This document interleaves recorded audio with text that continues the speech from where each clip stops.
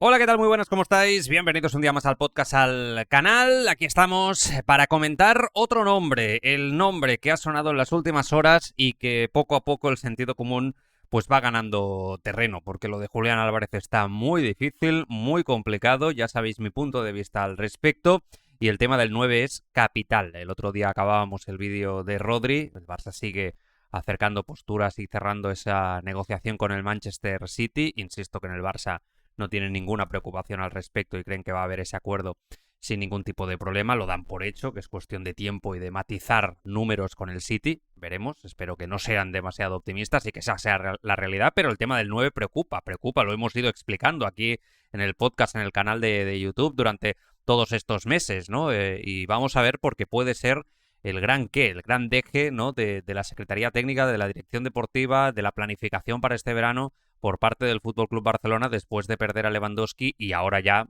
está a punto ya de hacerse realidad lo de Ferran Torres al Paris Saint-Germain. Si cuando escuchéis este podcast, este vídeo, no se ha hecho ya, ¿no? Oficial lo de Ferran Torres al Paris Saint-Germain, que ya haremos otro vídeo en el canal, eh, otro podcast, otro episodio hablando un poco de ello, ¿no? Me permitiré un poco hablar del encaje de Ferran Torres en el Paris Saint-Germain, que juega esta noche la Supercopa ante el Aston Villa de Unai Emery en un duelo de entrenadores españoles, y vamos a ver también cómo encaja, porque Ferran Torres no es titular indiscutible en el Barça, pero ni mucho menos tiene la titularidad asegurada en el Paris Saint-Germain, donde yo creo que a día de hoy, en ese tridente ofensivo con Doué, ¿no? Con Dembélé y compañía, pues es suplente. A día de hoy a mí me da la sensación que Ferran Torres es suplente. Pero bueno, esto es pasado, hay que mirar hacia adelante, y el gran nombre que sale como el tapado, llevamos semanas buscando el tapado, es Lautaro Martínez. Parece que es Lautaro Martínez. Digo que parece que es Lautaro Martínez porque siempre me gusta ser cauteloso si no es información propia y de buena mano lo que tengo, ¿no? Para contaros, y en este caso lo de Lautaro sale de los compañeros del Desmarque y de Gigantes. Ayer Gerard Romero que explicaba un poquito pues que Deco se había reunido con el agente de Lautaro Martínez en Madrid y que podría ser el jugador del Inter la opción, el tapado para ese fichaje del 9, que yo insisto, creo que es muy necesario que el Barça incorpore a un delantero con las salidas de Ferran Torres y Lewandowski, más allá de esa opción de jugar, que yo creo que ya se puede ir dando por hecho, que el Barça va a jugar con mucha rotación arriba de delanteros, más allá de que llegue un fichaje, porque al final estás perdiendo dos nombres y la sensación que hay, la evolución que hay en el fútbol de Hansi Flick. Hay un capítulo colgado aquí en el canal hablando un poquito sobre ello, ¿no? De hablar o jugar sin un 9 fijo.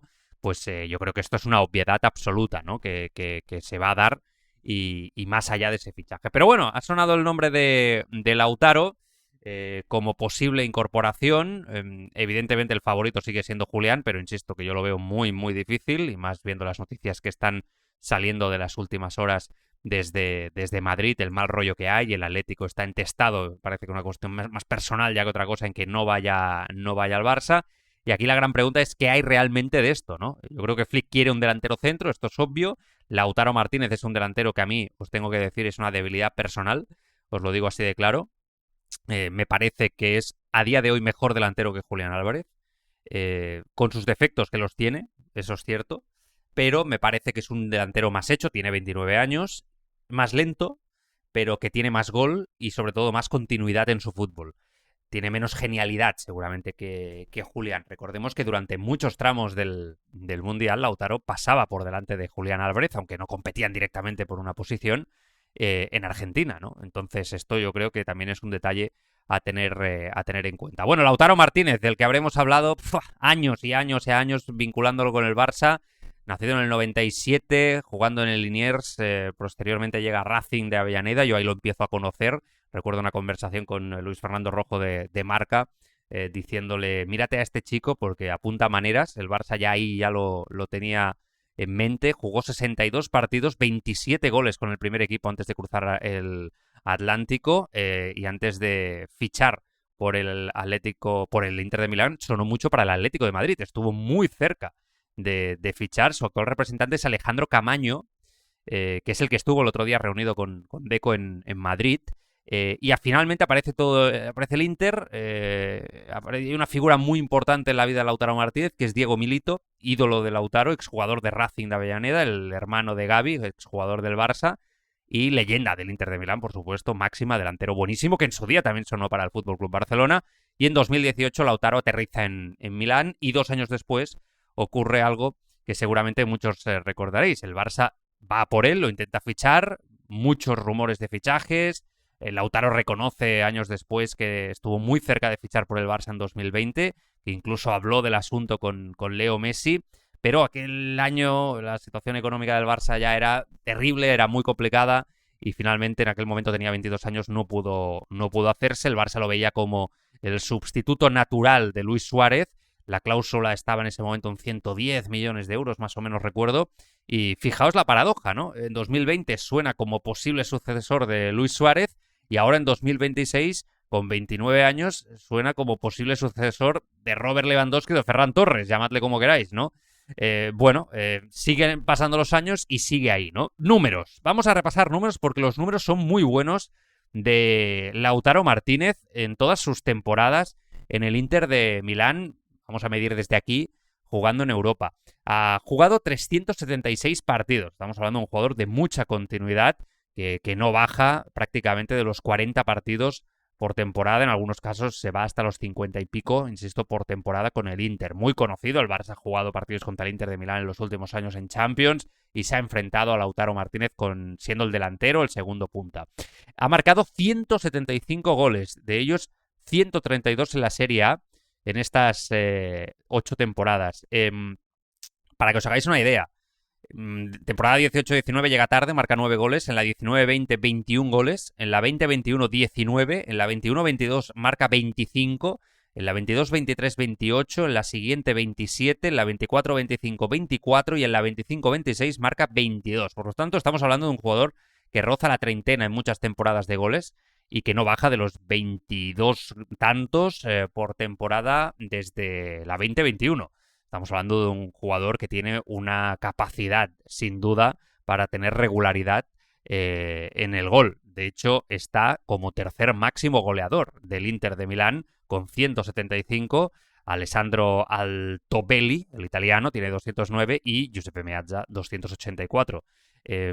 Por lo tanto, estamos hablando que está por encima de Christian Vieri o de Mazzola, ¿no? En el histórico del Inter de Milán. Pero ¿qué tipo de delantero es y por qué el Barça ha puesto un poco los ojos en Lautaro Martínez? Que después explicaremos un poquito si realmente es fichable o no y cuál es su situación real, si se le puede sacar del Inter o no, porque sacar a Julián del Atlético ya hemos visto que es muy difícil, pero yo creo que sacar a Lautaro a Julián del Atlético es muy difícil, pero sacar a Lautaro del Inter yo creo que es prácticamente igual de difícil, pero hay quizá un poquito más de opciones. Bueno, ya sabéis que el Inter juega los últimos años con ese 3-5-2, con Di Marco, con Dumfries, ¿no? Por ahí también con Thuram, ¿no? Hacia la profundidad y Lautaro bajando más entre líneas. Thuram es el hombre rápido, Lautaro la velocidad es verdad que no es su punto fuerte. Mucha gente ve los goles y piensa en Lautaro como un delantero centro clásico, es cierto, pero Lautaro no es exactamente eso. Es un delantero bajito, mide unos 74.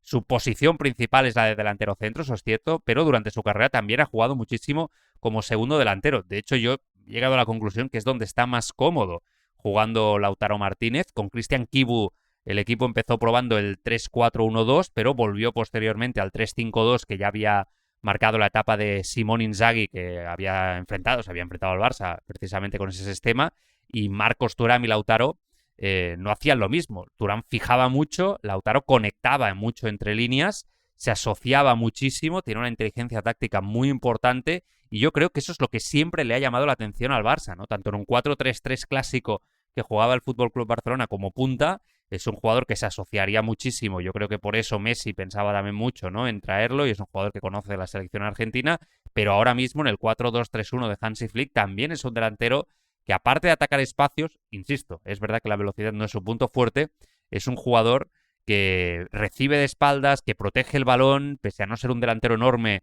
tiene un gran tren inferior, es muy fuerte, descarga de primeras, continúa la jugada, tiene un centro de gravedad muy bajo, es muy agresivo utilizando el cuerpo y tiene algo que a mí me parece tremendamente muy Barça, ¿no? No necesita tocar 7 veces el balón para intervenir en una jugada. Es rápido, puede participar en una pared, un apoyo, una descarga de un toque y volver inmediatamente al área, ¿no? Después tiene muchísimo instinto, ataca muy bien el primer palo, va bien de cabeza, vive constantemente mirando dónde está el central, es correoso, remata antes de que el defensor pueda acomodarse, tiene buen golpeo con la derecha, sabe finalizar acciones rápidas. A mí, sinceramente, es que es un delantero que siempre me ha gustado mucho, es muy competitivo, nunca va a ser considerado uno de los mejores delanteros de la historia del fútbol. Yo creo que nunca va a llegar al nivel de Lewandowski, pero es un delantero que desde el primer día te funciona, ¿eh? Y te asegura goles, te asegura encaje, te asegura asociación, define con cierta facilidad, no es de esos delanteros que te vuelven loco, ¿no? A veces con rachas nefastas contra el gol. Me parece que es un nombre muy interesante. Tiene asociación, juego de espaldas, primer palo, ataca mucho el primer palo. La presión dentro de sus características físicas es generoso en el esfuerzo. Eso sí, es una amenaza mucho menor al espacio que es Ferran Torres o Julián Álvarez, por ejemplo. Eso sí que eso es evidente. O sea, nunca te va a atacar el espacio tan bien como Julián. No va a tener la genialidad que tiene Julián Álvarez. No es un 9 dominante por altura, ¿no? Como lo podría ser Lewandowski.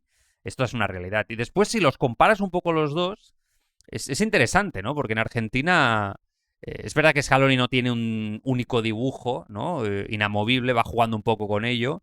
La FIFA ha destacado precisamente, ¿no? Esta capacidad de Scaloni en varias ocasiones, en los premios que le han dado, etcétera, ¿no? Para ir jugando con el sistema. Pero es cierto que Lautaro incluso muchas veces le ha pasado por delante a Julián, ¿no? Y bueno, marcó 3 goles en el Mundial 2026, incluido el de la semifinal contra Inglaterra que llevó a Argentina a la final, lo recordamos todos.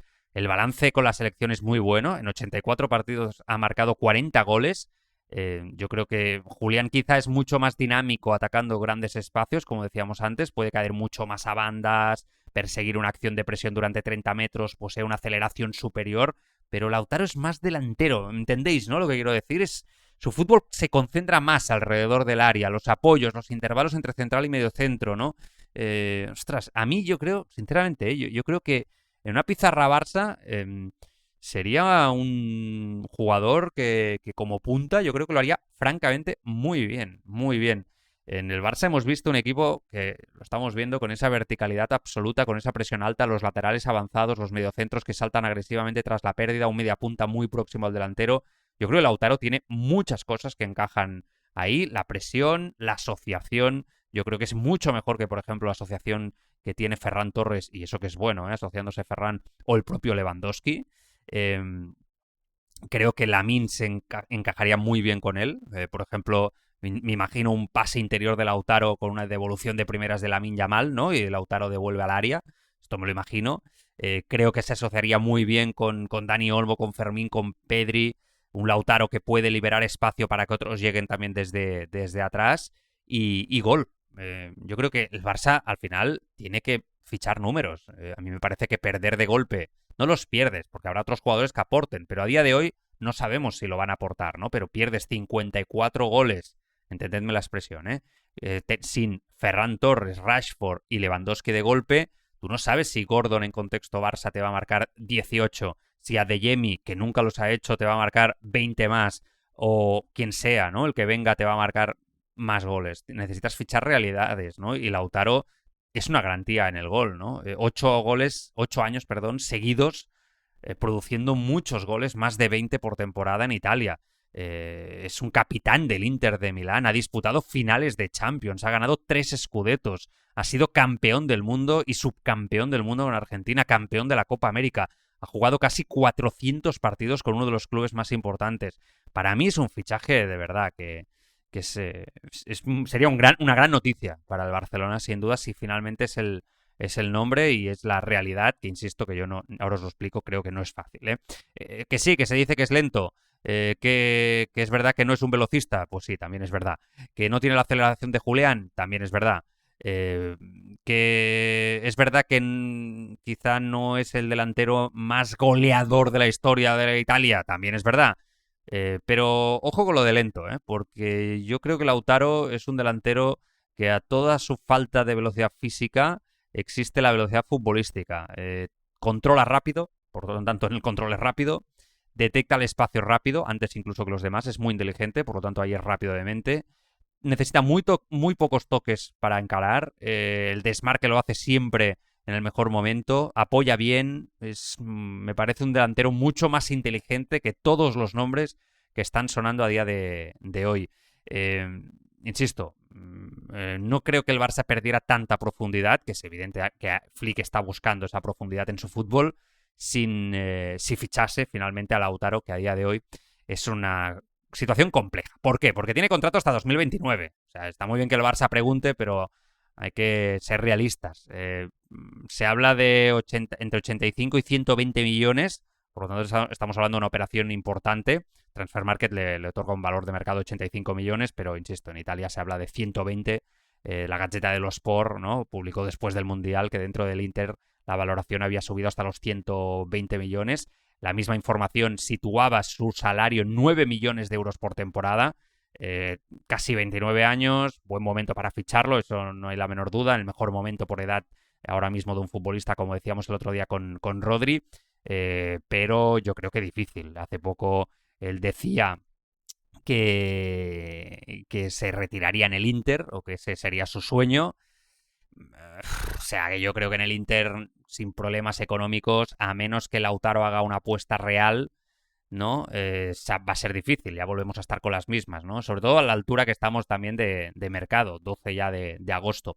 Pero sí que es verdad que en todo su entorno hay un personaje que a mí me resulta interesante, que periodísticamente se le conoce bastante, que es Alejandro Camaño, que antes lo decíamos, que es el representante de Lautaro, que es cierto que tiene mucho recorrido en el fútbol español. El representante sí que es verdad que en eso es bastante diferencial, ¿no? Es argentino, pero él jugó, los más antiguos lo recordaréis, en el Sabadell y el Oviedo, y construyó después esta carrera, ¿no?, de la representación. Lleva nombres con su agencia que se llama Footfield, que es Raf, ¿no?, Mayoral, Hugo Bueno, Sergio Arribas. Y es cierto que no tiene una gran conexión hasta ahora con el Barça, pero está claro que Deco pues, ha tenido esta reunión con él y por algo será, ¿no? Él sí que tiene, entiendo, una gran relación con Mateu Alemany, ahora en el Atlético de Madrid, y que trabajó en su momento en el Fútbol Club Barcelona. Esto, en este caso, no tiene nada que ver. Y aquí la gran pregunta es, ¿quiere Lautaro salir del Inter para fichar por el Barça? Esa supongo es la pregunta que se habrá hecho, ¿no?, el propio Barça, y que Deco habrá hecho, ¿no?, al propio representante antes de iniciar cualquier tipo de negociación. Yo creo que el Barça ahora se está encontrando en una situación de aceptar que lo de Julián va a ser que no, y está meditando qué nombres reales hay para hacer una apuesta. Y si no, no hacer ninguna apuesta. Algo que yo creo que sería un poco arriesgado, y que creo que Flick no estaría demasiado contento si no se le trae a un delantero. Pero bueno, es verdad que Lautaro reconoció que después del durísimo final de temporada 24-25 y del Mundial de Clubes, recordemos, del año pasado, llegó a pensar que si hubiese aparecido una oferta importante, quizá habría podido planteársela. Estaba muy cansado, o sea, por lo tanto, estamos hablando de hace un año, pero hace unos meses, en mayo, dijo que le encantaría retirarse y que sus hijos estuvieran en Milán y estar viviendo allí, etcétera. Entonces, bueno, Camaño explicó en 2025 que había llevado a Lautaro ofertas extraordinarias y que el jugador las había rechazado todas, priorizando siempre al Inter, pero añadió algo que al Barça sí puede interesarle. Si algún día Lautaro sale del Inter, decía el representante, España es el país donde le gustaría jugar. No sé si a eso nos podemos acoger o no, ¿no? No sé si esa puede ser la respuesta que le dio el representante a Deco. ¿Quiere marcharse? Hoy no parece que se quiera marchar.